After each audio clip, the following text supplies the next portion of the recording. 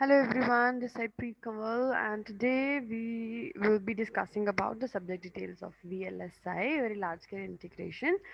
जैसे कि हमने लास्ट लेक्चर में डिस्कस किया था अबाउट द जो हमारे कॉन्करेंट स्टेटमेंट्स थी उनके बारे में हम डिस्कस कर रहे थे, तो वही स्टेटमेंट्स हम कंटिन्यू कर रहे हैं आज भी।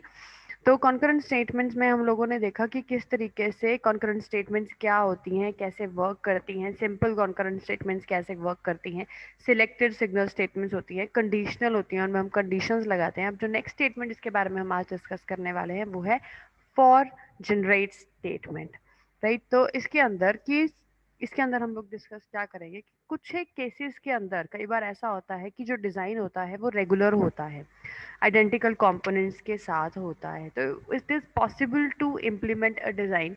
तो इस तरह का जो डिज़ाइन है उसको इम्प्लीमेंट करना ईजी हो जाता है। VHDL कोड के अंदर इस तरह के डिज़ाइन कंपोनेंट्स में जब हम यूज़ करते हैं तो they are defined once and then they are repeated. तो बार बार उनको रिपीट करना पड़ता है। अगर VHDL कोड की बात करें, इस तरह के डिज़ाइंस जो रेगुलर स्ट्रक्चर के आइडेंटिकल कंपोनेंट्स के डिज़ाइन होते हैं, तो वहाँ पे क्या चीज़ होती है कि समटाइम्स हमें रेप्लिकेशन करनी पड़ती है। बार बार वही कंपोनेंट्स यूज़ हो रहे हैं, बार बार वही डिज़ाइन यूज़ हो रहा है, उसी चीज़ को हम दोबारा दोबारा से यूज कर रहे हैं, तो रेप्लिकेशन होती है ऑफ अ कंपोनेंट। तो उसकी स्टेटमेंट्स की रेप्लिकेशन होती है of over a specified range and it is done by using the for generate statement. तो अगर रेपिटेशन हो रही है, जैसे हम फॉर लूप यूज करते थे हम अपनी सी लैंग्वेज के अंदर, उसी तरीके से अगर हम यहाँ पे बात करें तो फॉर जनरेट स्टेटमेंट जो है वो हम लोग इसमें यूज करते हैं। ठीक है, तो इसमें हम फॉर जनरेट स्टेटमेंट यूज करते हैं। It is very much similar to जैसे कि हम सी लैंग्वेज के अंदर यूज करते थे हमारी फॉर लूप, कि हमने जब बार बार एक ही चीज को एक बार दो बार तीन बार रिपीट करना है तो उसके लिए हम लोग ये स्टेटमेंट जो है उसको यूज कर सकते हैं।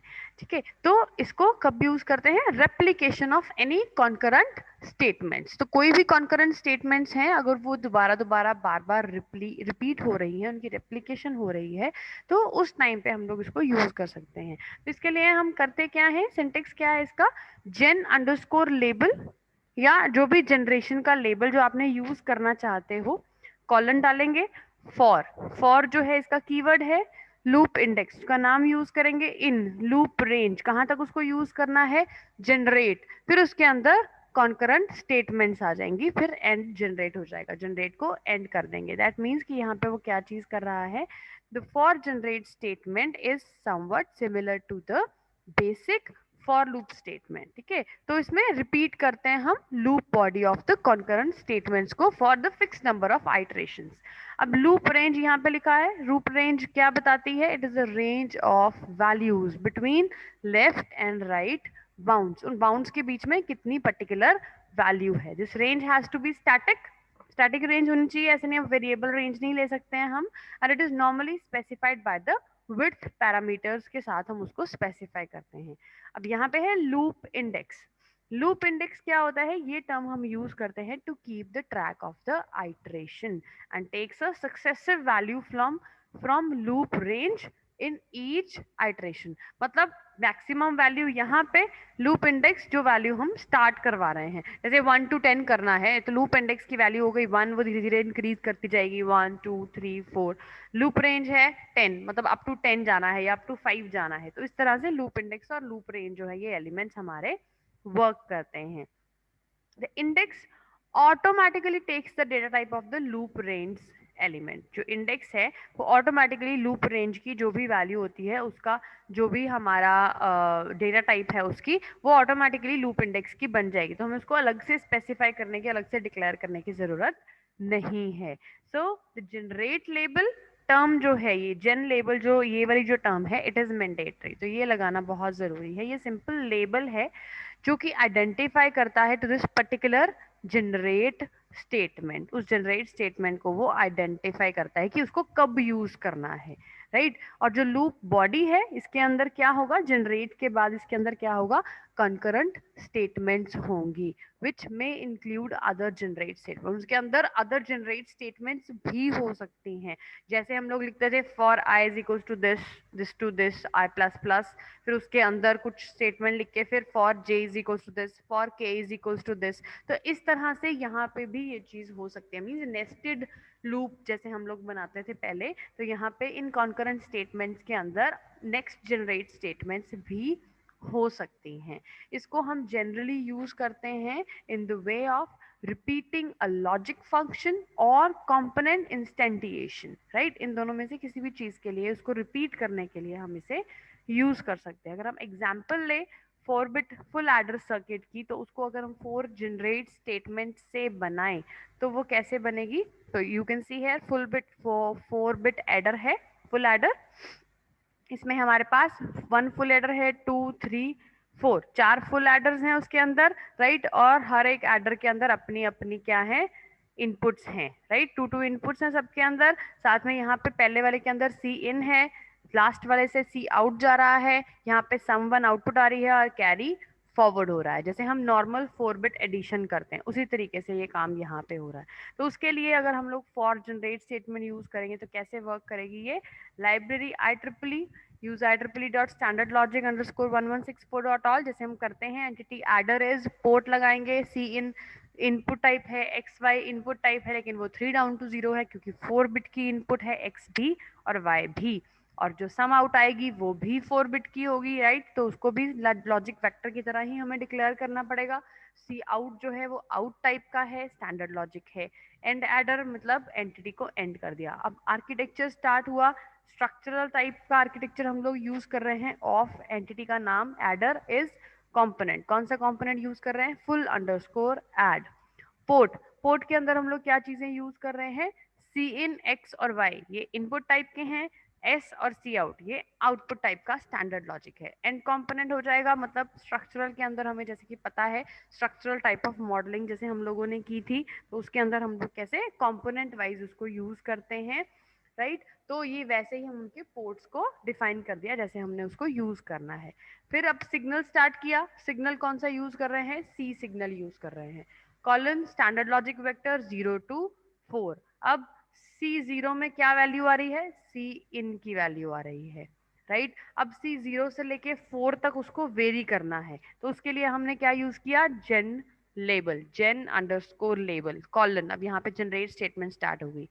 For i in 0 to 3 generate means जैसे हम लिखते थे i is equal to 0, i less than equal to this, i plus plus. यहाँ पे कुछ भी ऐसा लिखने की जरूरत नहीं है, आपने सिंपली लिखा for i in 0 to 3 generate. वो ऑटोमेटिकली वो जो 3 चीजें हम अलग अलग लिखते थे वो इसी एक स्टेटमेंट में कंप्लीट हो जाएंगी। फॉर आई, आई क्या बन गया हमारा, लूप इंडेक्स। इन कहाँ तक, कहाँ से कहाँ तक जाएगी वैल्यू, 0 to 3। लूप इंडेक्स क्या है हमारा, 0। लूप रेंज क्या है, सॉरी रेंज क्या है हमारी, 0 to 3। उसके लिए हम जनरेट करेंगे तो स्टार्टिंग फ्रॉम 0 अप टू 3 वो वैल्यूज जो है वो आ जाएंगी। अब G1 क्या है, फुल एडर। फुल एडर मतलब जो हमने यहाँ पे यूज किया था फुल अंडरस्कोर ऐड, जो कंपोनेंट हम लोगों ने यूज किया था, राइट। पोर्ट मैप करेंगे उसके अंदर कौन कौन सी वैल्यूज हैं, सी इन, सी इन में कौन सी वैल्यू जाएगी, सी आई की, एक्स में एक्स आई, वाई में वाई आई, एस में एस आई और सी आउट में सी आई प्लस 1। तो ये पोर्ट मैपिंग कर दी हम लोगों ने, ये हम सीख चुके हैं ऑलरेडी पोर्ट मैपिंग क्या होती है, राइट। तो ये वाले कंपोनेंट्स की वैल्यूज जो है वो उनके अंदर सेव हो जाएंगी। एंड जनरेट, सी आउट में कौन सी वैल्यू आएगी, सी 4 की वैल्यू आएगी और आई की value is varying from 0 to 3। तो करना क्या है, एंड स्ट्रक्चर किया, इसके बाद हमारा आर्किटेक्चर जो है उसमें पता चलेगा हमें कि हमने करना क्या है, एक्स और वाई को सम करना है, राइट। तो इसमें होगा क्या, यहाँ पे ये वैल्यूज वो लिखना भूल गए तो हम क्या लिखेंगे, sum i is equals to a i और b i, carry i, a i and b i. फिर एंड जनरेट करेंगे, c out is equals to c i gets, c out gets the value of c 4 करेंगे। मतलब जब हमने port mapping कर दी तो उसके बाद हम करेंगे क्या, x और y को, a b लिखा है यहाँ पे, x y आएगा, x और y को हमने ऐड करना है, s और c में हमारी आउटपुट्स जो है वो हमारे पास जनरेट हो जाएंगी। तो ये कोड क्या डिस्क्राइब कर रहा है, एक full bit 4 bit full adder using a for generate statement. तो आर्किटेक्चर बॉडी में कंपोनेंट डिक्लेरेशन किया, full add sub circuit use किया हमने, जनरेट स्टेटमेंट यूज करी है, it is for instantiate 4 copies of full adder, वो सब सर्किट बना देगा। तो अगर उसमें we want to create a general n bit adder, अगर उसमें हम जनरेट करना चाहते हैं 4 बिट एडर की जगह, अगर 4 लिखेंगे तो 0 to 3 हम लिख रहे हैं तो 4 ऑटोमेटिकली काउंट हो रहा है। लेकिन अगर हम एन बिट एडर बनाना चाहते हैं, मतलब 4 बिट नहीं है, 7 बिट हो सकती है, 8 बिट हो सकती है, 10 बिट एडर हम लोग बनाना चाहते हैं अगर, तो हम लोग क्या करेंगे, जो 0 to 3 था उसे हम रिप्लेस कर देंगे 0 to n-1, right. For i in n-1 down to 0 भी लिख सकते हैं, 0 to n-1 भी लिख सकते हैं। अगर काउंट डाउन करना है तो n-1 डाउन टू 0, अगर काउंट अप करना है तो 0 to n-1। तो इट डजेंट मैटर कि आप किस तरह का पैटर्न यूज कर रहे हैं, बिट 0 जो है it should have c in as input, और bit n-1 should generate c out. तो दोनों चीजें उसके पास होनी चाहिए। बिट 0 जो है it should have c in की वैल्यू बिट 0 में जानी चाहिए, right, as an input starting में, और जो बिट n-1 है वो एंड में सी आउट उसको जनरेट करना ही करना है। तो आप कैसे भी यूज करो उसका काम जो है वो सही होना चाहिए। तो जैसे हमने फॉर लूप यूज करी थी, यहाँ पे हम फॉर जनरेट स्टेटमेंट यूज कर रहे हैं, और इसका सिंटेक्स आप लोगों को याद रखना है। नेक्स्ट आ गई इफ जनरेट स्टेटमेंट। जैसे हम वहां पे इफ स्टेटमेंट करते थे, यहाँ पे भी इफ जनरेट स्टेटमेंट हम लोग यूज कर सकते हैं। तो इसके अंदर क्या है, in for generate statement each component in an iterative structure was connected identically. तो वो सारे जो थे आइटरेटिव स्ट्रक्चर में आइडेंटिकली कनेक्टेड थे उसके अंदर, बट सम डिजाइंस में however there are particular components that need to be treated differently. कुछ एक अलग अलग डिजाइंस के अंदर क्या हो सकता है, यहाँ पे जितने भी हमने कंपोनेंट्स को कनेक्ट किया वो सारे आइडेंटिकल कंपोनेंट्स थे, सिमिलर कंपोनेंट्स थे। तो हमने वैल्यू इंटीजर जैसे वैल्यू हमने वेरी करनी है, तो 0 to 3, 0 to 7, 0 to 9 जो भी हम लोग यूज करना चाहते हैं तो उसको हम एज इट इज कर सकते हैं। बट कुछ एक डिजाइंस के अंदर हमें we need to treat them differently. तो उन स्पेशल केसेस के साथ अगर हमने डील करना है with an iterative structure, we use a conditional form of generate statement called if generate statement. तो ये कंडीशनल जनरेट स्टेटमेंट है, राइट। तो यही 4 बिट फुल एडर की अगर हम बात करें तो उसको अगर हम इफ स्टेटमेंट के साथ जनरेट करना चाहते हैं, एंटिटी लाइब्रेरी IEEE ये सारा एज इट इज सेम रहेगा, एंटिटी सेम रहेगी, पोर्ट सेम रहेगा, आर्किटेक्चर स्ट्रक्चरल में सेम रहेगा, कंपोनेंट सेम रहेगा, फुल एडर पोर्ट हमने सेम यूज किया, and component signal same use किया, right. Signal vector C1 to 3 use कर लिया हमने। अब बिगिन किया यहाँ पे G1 जो हमने लेबल यूज किया, for I in 0 to 3 generate I1, if I is equals to 0 generate F0 colon full adder port map, उसमें ये सारी वैल्यू, एंड जनरेट I1 को फिनिश कर दो। अब I2 को स्टार्ट करो, इफ I की वैल्यू 3 है generate F1 colon full adder port map करो, वही सारी terms, right, and generate if I2 I3 colon लिख दिया, मतलब ये I2 को फिनिश कर दिया। यहाँ पे पहले I1 स्टार्ट किया, I1 को फिनिश किया, I2 स्टार्ट किया, I2 को फिनिश किया, अब I3 स्टार्ट कर रहे हैं। अगर I की वैल्यू यू कैन सी है, यहाँ पे क्या किया, कंडीशंस लगा रहे हैं हम। अगर I की वैल्यू 0 है तो कौन कौन सी वैल्यूज आपके इनपुट कंपोनेंट्स में जाएंगी, पोर्ट मैपिंग कैसे हो रही है, सी इन की वैल्यू जा रही है, x0 y0 s0 में जा रही है, और C0+1 की वैल्यू जो है वो सेव हो रही है उसके अंदर, राइट। CI+1 C1 की वैल्यू जो है वो हम सी आउट में सेव कर रहे हैं, पहले वाली आउटपुट जो फर्स्ट कैरी होगा मतलब वो उसमें सेव हो जाएगी। अब यहाँ पे वो क्या बोल रहा है, सेकेंड आइट्रेशन में हम क्या करेंगे अगर I की वैल्यू 3 हो चुकी है तो क्या होगा, जनरेट करेंगे हम एक और फुल एडर, और उसमें पोर्ट मैप कौन कौन सी वैल्यूज होंगी, CI की वैल्यू जाएगी, XI YI SI में जाएगी उन दोनों की वैल्यू प्लस हो गए, और आउटपुट में आएगी कौन सी वैल्यू, सी आउट। तीसरा जनरेट केस जो हम यहाँ पे स्टार्ट कर रहे हैं I3 जो लेबल है उसका, इफ I की वैल्यू इज ग्रेटर देन 0 और लेस देन 3 है, मतलब 1 1 2 3, राइट, 1 और 2 दो वैल्यूज रह गई बीच में, 0 और 3 की हमने बात कर दी, 1 और 2 दो वैल्यूज रह गई बीच में, तो उसमें क्या होगी port mapping, c i as it is जाएगा, एक्स आई वाई आई की वैल्यू सेव होगी एस आई में, और जो कैरी आउट की वैल्यू है वो कौन सी होगी, सी आई प्लस 1। मतलब अगर 0 नंबर चल रहा है तो फर्स्ट वैल्यू जाएगी आगे, अगर सम में से उसके अंदर ऐड होके, राइट, अगर नंबर 1 चल रहा है तो C2, अगर नंबर 2 चल रहा है तो C3, अगर नंबर 3 चल रहा है तो C4, राइट। तो and generate I3 and generate G1 जो हमने मेन स्टार्ट किया था एंड स्ट्रक्चर, राइट। तो इस तरीके से हम लोग अपना जो काम है उसको परफॉर्म कर सकते हैं, और इसके अंदर भी हम वैसे ही लिखेंगे s i is equals to x i plus y i plus c i plus 1। Okay, इस तरह से हम सम और कैरी के आउटपुट जो है उसको निकाल सकते हैं। तो this is with the help of if generate statement. For generate statement भी हम यूज कर सकते हैं, इफ जनरेट स्टेटमेंट भी हम लोग यूज कर सकते हैं। नेक्स्ट आ गया हमारा ब्लॉक स्टेटमेंट।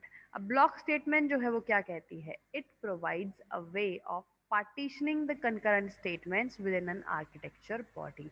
अगर आप आर्किटेक्चर बॉडी के अंदर ही अपनी कंकरेंट स्टेटमेंट्स को पार्टीशन करना चाहते हैं तो हम ब्लॉक स्टेटमेंट जो है उसको यूज कर सकते हैं, that serves the purpose of grouping together a set of statements. तो अगर आप ग्रुप्स में वर्क करना चाहते हैं कि पहले ये ग्रुप वर्क करे, फिर नेक्स्ट ये, नेक्स्ट ये, नेक्स्ट ये, इस तरह से, तो इसको हम यहाँ पे यूज कर सकते हैं। सबसे पहले क्या करना पड़ेगा, ये बेसिकली मतलब इसके पर्पस क्या है, एक यूनिट को पार्टीशन करना, एक स्पेसिफाई करना एक कॉमन एनेबलिंग कंडीशन या गार्ड को for a set of assignment statements, and then number 3 is limiting the scope of variables within a block. तो कुछ एक वेरिएबल्स का स्कोप अगर हम ब्लॉक के बीच में ही उसको लिमिट करना चाहते हैं, राइट, तो उसके लिए limiting the scope of variables within a block. तो सिंटेक्स क्या है ब्लॉक स्टेटमेंट्स का, सबसे पहले ब्लॉक लेबल आएगा, कॉलन आएगा, जैसे जनरेट लेबल हम लोग यूज कर रहे थे, G1 G2 कुछ भी यूज कर रहे थे जनरेट लेबल, वैसे ही वहां यहाँ पे ब्लॉक लेबल आएगा।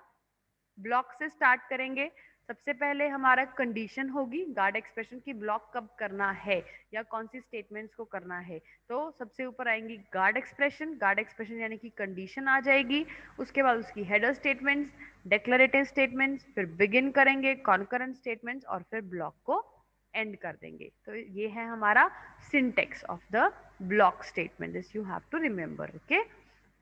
Then the block label is required to identify the block statements followed by the block keyword। तो सबसे पहले हम block keyword को use करेंगे block label के बाद, right? Then the syntax shows that we can write the block statement with an optional boolean guard expression. तो उसके साथ जो गार्ड एक्सप्रेशन है वो ऑप्शनल है, आप उसमें कंडीशन लगा भी सकते हैं, आप नहीं भी लगा सकते हैं। अगर गार्ड स्टेटमेंट आप लगा रहे हो तो उसके आसपास पैरेंथेसिस जरूर होने चाहिए, और ये हमेशा ब्लॉक कीवर्ड के बाद ही लिखेंगे। Then the part of the block statement that is enclosed between end of the guard expression and begin। तो आफ्टर द बिगिन कीवर्ड, तो ये जो स्टेटमेंट्स हैं हमारी हेडर और डिक्लेरेटिव पार्ट्स जो हैं वो इसके बीच में होंगे, right. Then the statement part of the block statement begins after the begin keyword.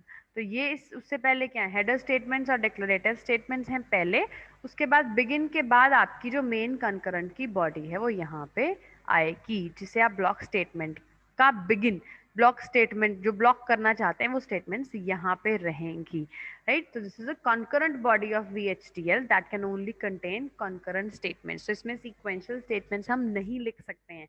अगर हम किसी भी सिस्टम को सीक्वेंशियली ऑपरेट करवाना चाहते हैं तो हम data flow style of modelling को यूज करेंगे, हम स्ट्रक्चरल स्टाइल ऑफ मॉडलिंग को यूज नहीं करेंगे। तो उसके अंदर जो है हम कॉन्करेंट स्टेटमेंट्स यूज करते हैं, राइट।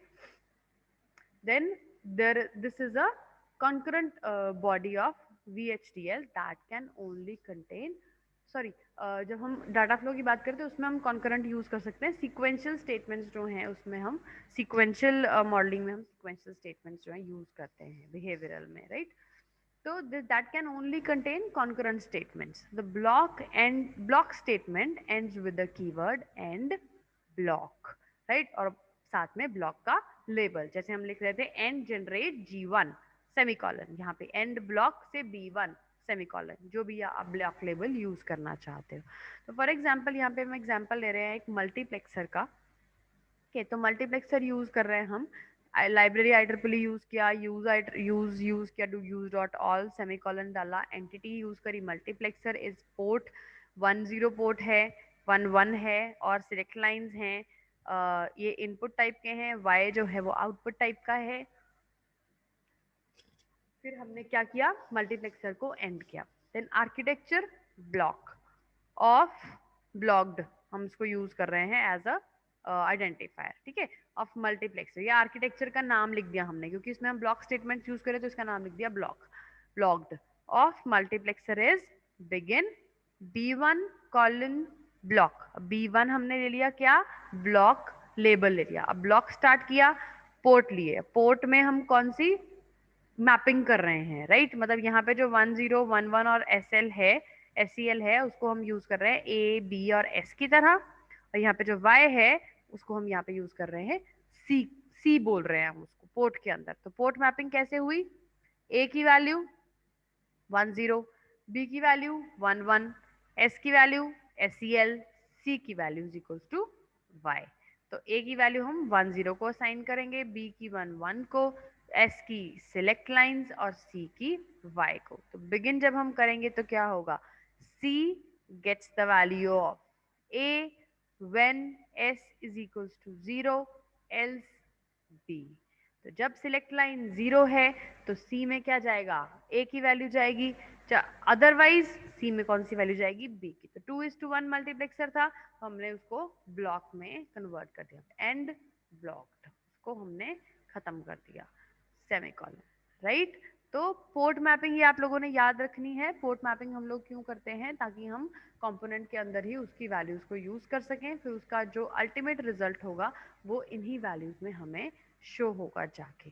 तो यहाँ पे इसकी वैल्यू क्या है, 10 और 11, ये इनपुट वैल्यूज हैं, राइट? तो ये मॉडल हमें क्या बताता है कि इसको हम ब्लॉक स्टेटमेंट्स के साथ भी लिख सकते हैं, विदाउट ब्लॉक स्टेटमेंट भी लिख सकते हैं।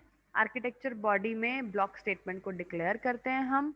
जो पोर्ट स्टेटमेंट्स हैं after the keyword block, they declare the number of ports used for the block. तो वो क्या करेंगे, डिक्लेयर करेंगे द नंबर ऑफ पोर्ट्स जितने चाहिए हमें उस ब्लॉक में यूज करने के लिए, the direction of the ports and their type. तो ये पोर्ट स्टेटमेंट है वो हमें वो सारा कुछ बताती है, जबकि पोर्ट मैप जो है वो क्या करती है, मैपिंग करती है न्यू पोर्ट्स को with the existing ports outside the block, उनको कंबाइन करने के लिए, उनको आपस में कनेक्ट करने के लिए हम लोग पोर्ट मैपिंग जो है उसको यूज करते हैं।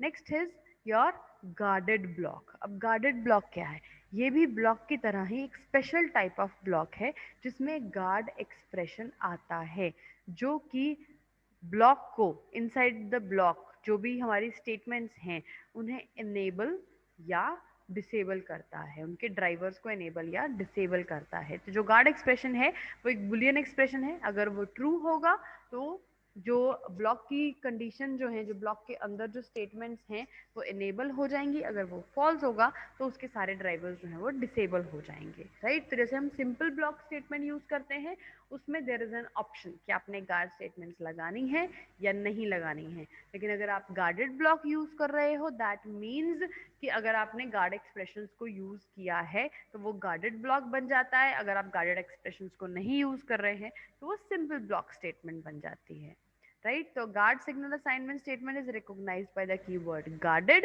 राइट? तो हम उसको कैसे रिकॉग्नाइज करेंगे, जब हम गार्डेड सिंबल जो है वहां पे लगा होगा between the less than equal to sign and the expression part of the statement, उसके बीच में अगर हमने गार्डेड कीवर्ड लगाया होगा तो उससे हमें पता चल जाएगा कि ये एक्सप्रेशन के साथ वर्क करेगा। So the example presented below is a transparent D latch. तो सिंपल डी लैच अगर हम लोग डिजाइन करना चाहते हैं तो library IEEE use IEEE dot ये सारा यूज करके entity latch is port D और क्लॉक इनपुट टाइप के हैं, क्यू आउटपुट टाइप का है, एंड लैच कर दिया। Architecture data flow style of modelling use कर रहे हैं यहाँ पे ऑफ लैच, यानी कि दिस एंटिटी इज बिगिन करेंगे B1 colon block, clock is equals to block में हमने ब्रैकेट्स में क्या लिखा, क्लॉक इज इक्वल्स टू 1, यानी कि यहाँ पे अब आ गई कंडीशन। अगर ये कंडीशन ट्रू है, क्लॉक की वैल्यू इफ इट इज 1, तो बिगिन करेंगे Q gets the value of guarded D। Guarded D का क्या मतलब है, D की वैल्यू Q में जाएगी कब, जब ब्लॉक की ये वैल्यू, ये एक्सप्रेशन ट्रू होगा, मतलब हमने उसको गार्ड कर दिया। अब जब तक ये कंडीशन ट्रू नहीं होगी, आपकी डी की जो भी इनपुट वैल्यू है वो क्यू के अंदर नहीं जाएगी। So and block B1 and data flow, तो उसको हमने एंड कर दिया। तो ये अब कोड क्या डिस्क्राइब कर रहा है, ट्रांसपेरेंट डी लैच जो कि गार्डेड ब्लॉक की तरह वर्क कर रहा है। तो क्यू की वैल्यू डी तब होगी जब ये बुलियन एक्सप्रेशन ट्रू होगा। अगर उसकी वैल्यू 0 है तो आउटपुट में डिफॉल्ट वैल्यू या वही वैल्यू रहेगी जो ऑलरेडी उसमें प्रेजेंट है, वो वैल्यू चेंज नहीं होगी। डी की वैल्यू चेंज होने के बाद भी क्यू की वैल्यू चेंज तब तक नहीं होगी जब तक ये कंडीशन ट्रू नहीं होती है, राइट। तो this was the code for D flip flop with the guarded block, right. तो यहाँ पे हम क्यू कमा क्यू भी यूज कर रहे हैं and DFF data flow of DFF is D1 block clock event and clock is equals to 1. Q gets the value of guarded D after 5 nanoseconds and QB gets the value of guarded not D after 7 nanoseconds. तो इस तरह से आप उसके अंदर inertial delay जो है उसको भी ऐड कर सकते हैं और डी फ्लिप फ्लॉप को हम इस तरीके से भी लिख सकते हैं। अगर हमने उसकी वैल्यू जो है Q और Q बार दोनों की वैल्यूज को शो करना चाहते हैं तो गार्डेड डी और गार्डेड नॉट डी, तो after 5 seconds after 10 nano seconds, तो इस तरह से भी आप उसको यूज कर सकते हैं। Next is the nested block. अब नेस्टेड ब्लॉक क्या बोल रहा है, जैसे ही ब्लॉक स्टेटमेंट्स जो हैं वो कॉन्करेंट स्टेटमेंट्स हैं and it's statement part is a concurrent body of VHDL, तो ब्लॉक स्टेटमेंट्स जो हैं उनको हम नेस्ट भी कर सकते हैं। तो नेस्टेड ब्लॉक स्टेटमेंट्स बन सकती हैं वो, मतलब कि एक ब्लॉक के अंदर दूसरा ब्लॉक, नेस्टेड ब्लॉक स्टेटमेंट्स उसको यूज कर सकते हैं। तो सबसे पहले क्या होगा, block level 1 block declarative part of top block, begin करेंगे concurrent statements of top block. फिर ब्लॉक लेवल 2 आ गया, अलग से ब्लॉक हो गया, उसकी बॉडी को डिक्लेरेटिव पार्ट करेंगे, उसको डिक्लेयर करेंगे नेस्टेड ब्लॉक वाले को, बिगिन करेंगे उसकी कॉन्करेंट स्टेटमेंट्स। फिर ब्लॉक लेवल 2 ये पहले बंद होगा, लेवल 1 जो है वो बाद में बंद होगा, राइट। तो इस तरह से हम लोग क्या कर सकते हैं, नेस्टेड ब्लॉक को यूज कर सकते हैं, राइट। तो it is important to use here कि अगर यहाँ पे गार्ड एक्सप्रेशन यूज कर रहे हैं फॉर आउटर ब्लॉक, तो it can not be automatically transfer to the guard expression of the inner block. तो जहाँ पे वो गार्ड एक्सप्रेशन यूज हो रहा है वहीं पे ही यूज होगा, दूसरे वाले ब्लॉक के अंदर वो ऑटोमेटिकली ट्रांसफर नहीं होगा या उसको कंसिडर नहीं किया जाएगा, राइट। तो अगर उसको आप ट्रांसफर करना चाहते हो तो आपको वो अलग से लिखना पड़ेगा, राइट। तो अब नेक्स्ट अगर मान लो डी फ्लिप फ्लॉप भी बना रहे हैं नेस्टेड ब्लॉक से, तो यहाँ पे हमने क्या किया, entity FF latch D clock Q Q bar, वो इन टाइप है या आउट टाइप है, एंटिटी यूज कर ली। Architecture nested of FF latch begin किया, फॉर एग्जाम्पल L1 जो हमने उसका या B1 कोई भी हम वैल्यू उसको दे सकते हैं, राइट। ब्लॉक इफ उसकी कंडीशन आ गई क्लॉक इज इक्वल्स टू 1, तो बिगिन करेंगे Q के अंदर वैल्यू आ गई गार्डेड D। फिर F1 मतलब सेकेंड लेबल जो हम लोगों ने यूज किया, block and not clock stable, right. तो अब इसके अंदर भी हम गार्डेड स्टेटमेंट को यूज कर रहे हैं, राइट। एंड कर रहे हैं, नॉट कर रहे हैं किसको, क्लॉक स्टेबल को। बिगिन किया, Q bar gets the value of guarded D, that means कि जब क्लॉक स्टेबल जो है उसको उसका नॉट कर दिया हम लोगों ने, राइट, तो उसके बाद फिर Q बार की वैल्यू जो है वो हमारे पास आ जाएगी। तो सबसे पहले हम F1 को ब्लॉक को एंड करेंगे, उसके बाद लास्ट में L1 जो बाद में ब्लॉक स्टार्ट किया उसको पहले एंड करेंगे, जो पहले स्टार्ट किया था उसको बाद में एंड करेंगे, फिर उसके बाद जो आर्किटेक्चर बॉडी स्टार्ट करी थी उसको एंड करेंगे, एंड द नेस्टेड, क्योंकि हम एंटिटी को ऑलरेडी एंड कर चुके हैं, राइट।